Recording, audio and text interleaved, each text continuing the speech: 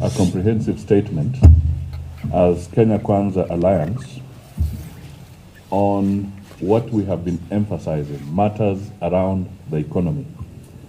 I'm sure you'll appreciate that it is not very easy sometimes to canvass all issues on a podium in the public arena. But there are some very, very serious issues that we must bring to the attention of Kenyans insofar as we proceed with the campaigns. So today we are going to issue a statement regarding the budgetary situation in the country, the financial situation, and we are also cautioning against mischiefs during this transitional period, because it is usually at this last minute that people can engage in very serious mischief that could put Kenyans in very difficult commitments. So I will read. First, the Kenya Kwanza Alliance strongly believes in and supports the aspirations and ambitions of Kenyans from all occupations. We, the people of Kenya, the opening preamble of our great Constitution 2010, not only captures the aspirations and dreams of our people, but also affirms beliefs of our alliance in support of the full implementation of the Constitution and putting the dreams of ordinary people of Kenya first. Recent surveys indicate that up to 67% of Kenyans strongly believe the country is heading in the wrong direction. The press release addresses our proposals and sponsored amendments to the budget policy statements by legislators of the Kenya Kwanza Alliance for the financial year of 2022 to 2023. The propositions reflect the stand of the Kenya Kwanza Alliance, which we are fully committed to implementing under our new administration after elections on Tuesday, August 9, 2022. The first item. This is the chokehold of public debt on Kenyans. The stock of public debt was 1.8 trillion at the end of June 2013. That was at the end of Kibaki's term. And it accounted for 39% of gross domestic product, that is GDP. According to the National Treasury, the public debt has grown sixfold to Kenya shillings 11.7 trillion, 8.2 trillion as direct public debt, and 3.5 trillion of guaranteed commitments as of February 2022, which is over 100% of our GDP. The total loan commitments and stock of debt procured exceed the public debt of Kenya shillings 9 trillion as approved by Parliament in 2019, thereby breaching Article 211 of the Constitution, read with Section 50, Subsection 2 of the Public Finance Management Act of 2012.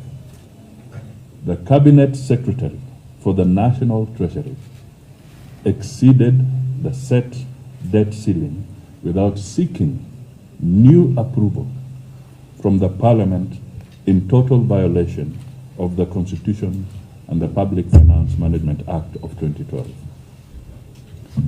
It may be of interest to note that debt commitment pre-handshake, and I repeat, pre-handshake, was 4.5 trillion Kenya shillings.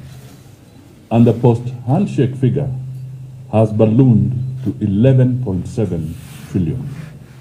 The question is this: was the handshake a license to burdening Kenyans with punitive public debt, punitive taxation, punitive food prices, and a high cost of living? The Cabinet Secretary for the National Treasury should not sign any new loans, including floating sovereign bonds, during this transition period. The National Assembly and the Senate should reduce the budget ceiling to ensure a fiscal deficit that does not exceed Kenya shillings 400 billion and check on the growing public debt. The National Assembly and the Senate must avoid any further strangulation of Kenyans with additional debt by refusing any request for approval of a new debt ceiling. We are aware that the CS for the National Treasury has prepared for submission to Parliament a new debt ceiling of approximately over Kenya shillings 12 trillion. Let me come to the issue of equitable share of money going to the counties. This is the 495 billion to the counties. You will recall the BBI Bill 2020, which was resoundingly rejected by the courts, proposed amendments of Article 203, subsection 2 of the Constitution to increase the equitable share raised nationally allocated to county governments from 15% to 35%. Ladies and gentlemen, we do not need a constitutional amendment to give more money to counties. The budget policy statement of 2022 has proposed to maintain the equitable share of the revenue going to counties at Kenya shillings 370 billion. We therefore support the proposal by our members again under Section 25, subsection 7 of the Public Finance Management Act of 2012 to increase the equitable share to counties to Kenya shillings 495 billion. The amendment is in line with Article 203 of the Constitution and represents 35% of the audited and approved nationally raised revenue figure of Kenya shillings 4.6 trillion, as adopted by the House in the audit report of the financial year of 2017-2018. Basically, what we are saying here, if these guys were committed to giving more money to the counties, they should not oppose those amendments or this proposal. The law allows Parliament to pass a resolution to adopt the budget policy statement with or without amendments. This amendment deserves the goodwill and unwavering support of all members of the National Assembly, governors and the MCAs to ensure devolution works in line with the constitutional mandate of counties. Let me now come to something that is in the minds of the people. This is the statement made severally by the Deputy President that Kenya shillings 50 billion credit can be set aside for a credit scheme for the micro, small and medium enterprises. Official government statistics, that is the Kenya National Statistics Bureau survey of 2016, shows that the bottom economy businesses directly employ 14.9 million people, that is about 15 million people, or 80% of Kenyans who are working.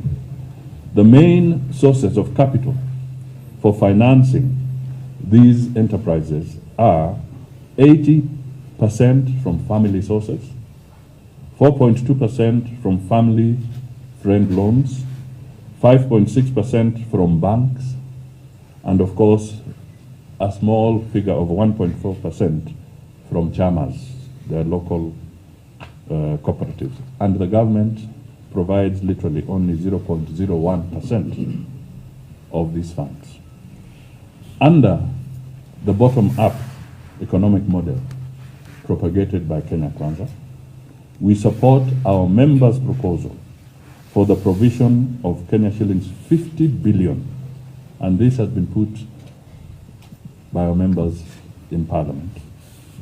In the financial year 2022-2023, for the support of the establishment of affordable credit schemes to support these small businesses. We can then expand the tax bracket and subsequently increase taxation collection by reducing the high level of domestic borrowing that has crowded out businesses. Let me come to something that deals with governance. The financial autonomy of the police and the judiciary. This has remained like a mirage.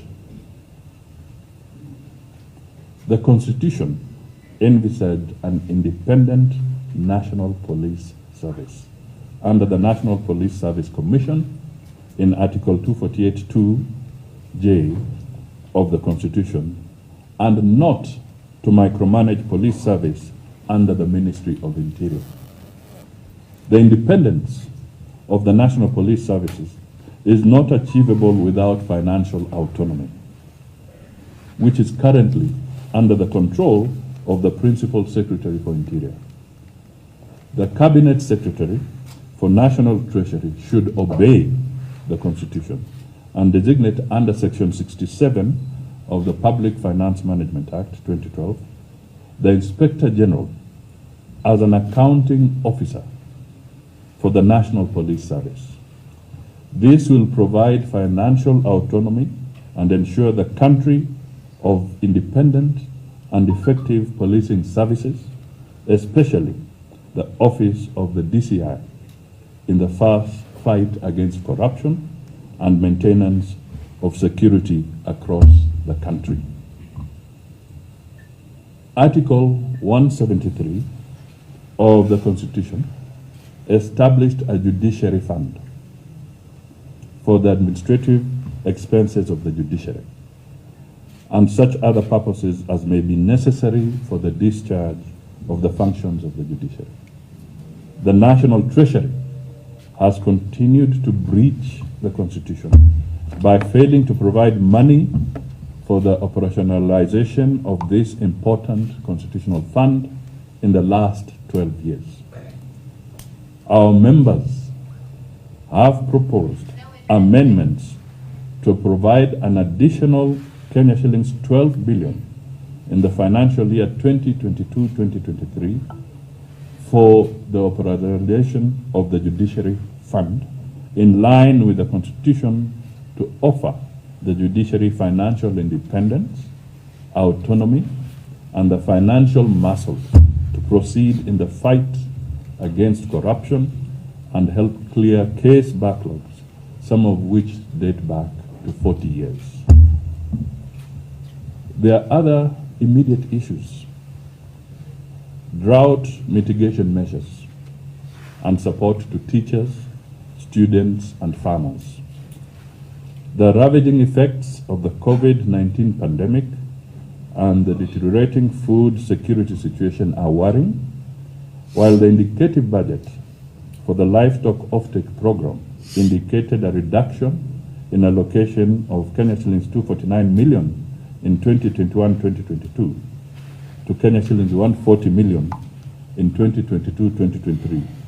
The National Drought Management projects the situation to worsen further and affect over 4 million people in Baringo, Kitui, Lamu, Garissa, Wajir, Tana River, Isiolo, Turkana, West Pokot, Makueni, Marsabit, Samburu, and Mandera counties.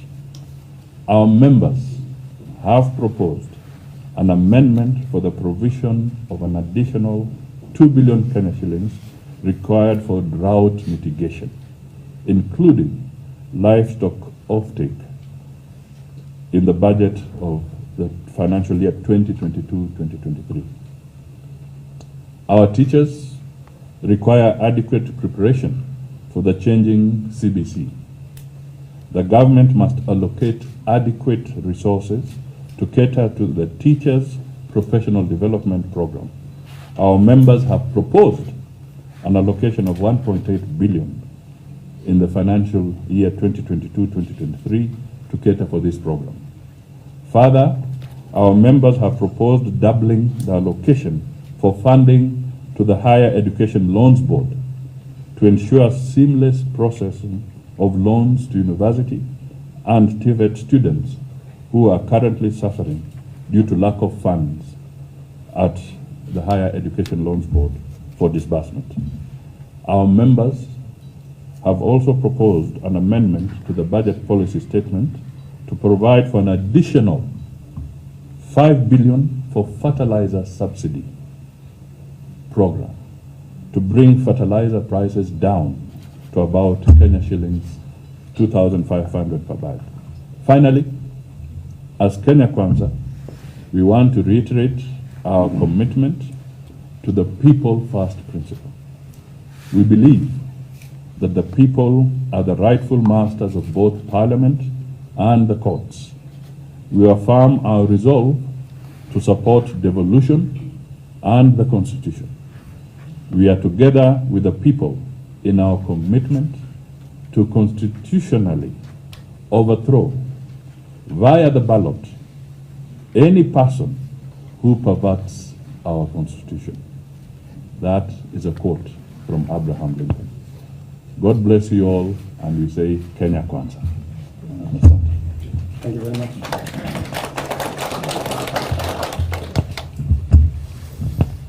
This will be provided to you on soft copy by the media team. Okay. I guess that statement is very comprehensive. If we have to make any, I think that statement is very comprehensive. I don't think we need to belabor any issue there unless there is any question that may be for clarification on the statement. Good. Looks like we are sour. Thank you very much. Thank you. Asante.